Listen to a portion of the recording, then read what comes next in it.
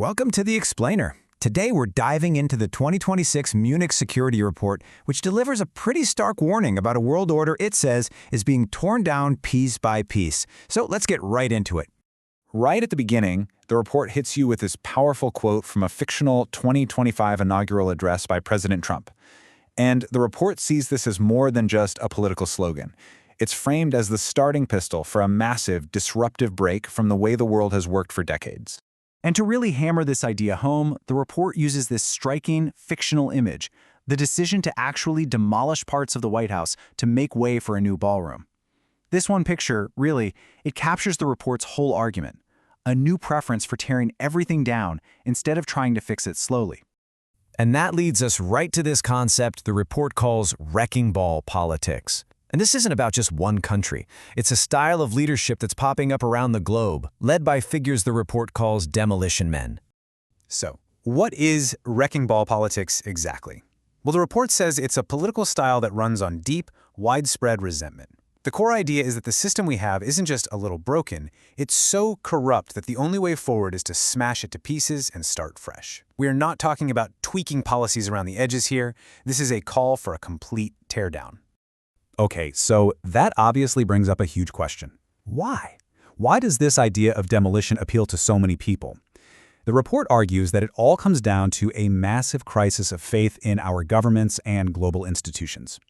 And the report doesn't just speculate. It digs into what's really driving this turn towards destruction. And it tries to answer that question with some really revealing data from public surveys. And just look at these numbers. They're pretty staggering. In major countries like France, the UK, and Germany, a clear majority of people believe that government policies are actually going to make their kids' lives worse. That's not just being unhappy. That's a deep, profound pessimism about the future itself. And here's the other side of that coin, and it perfectly illustrates the problem. It's not just pessimism, it's this growing feeling that you're powerless. Check out how much that feeling has shot up since just 2021 in Germany, France, and the US.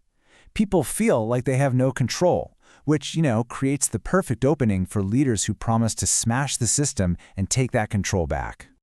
So you have all this frustration bubbling up. Where does it go? Well, according to the report, it's being aimed squarely at the core pillars of the world order that was built right after the Second World War. The report says the assault is happening on three main fronts. First, you've got the big multilateral institutions. Think the UN, the WHO.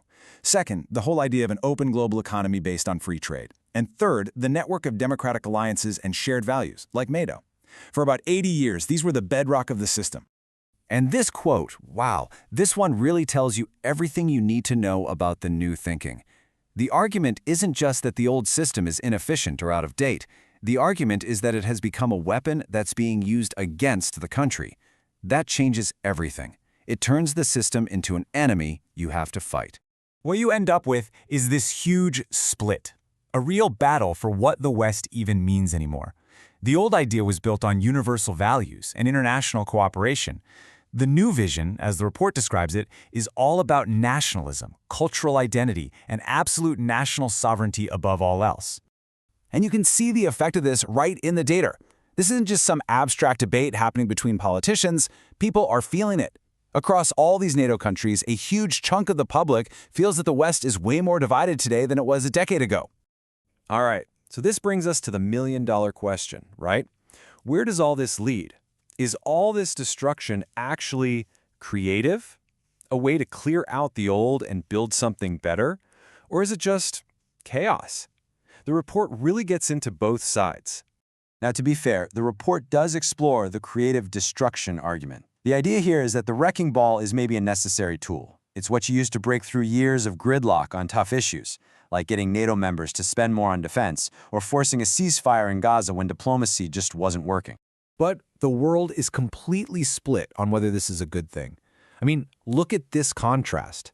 In a traditional ally like Germany, a massive 72% of people think these policies are bad for their country. But in a rising power like India, a majority actually thinks they're good. So whereas some see immense danger, others, especially in the global south, are seeing new opportunities. This is where the report really sounds the alarm, though. It warns that a world with fewer rules could make inequality, which is already a huge problem, way worse. I mean, think about this statistic. Even with the old system in place, the richest 1% captured 41% of all new wealth created since the year 2000. The entire bottom half of humanity, they got just 1%. The fear is that demolition politics just helps the powerful get even more powerful. And all of this leads to the huge, looming question that the report leaves us with. If the old way of doing things is gone, what on earth comes next? The report lays out a few possible futures, and honestly, they're all pretty unsettling. You could have a world divided into spheres of influence, where big countries just call all the shots in their neighborhood, or a deals-based order, where there's no international law, just raw power and transactions, or even this thing called a neo-royalist order, where global politics are driven by the personal, private interests of leaders, not their countries.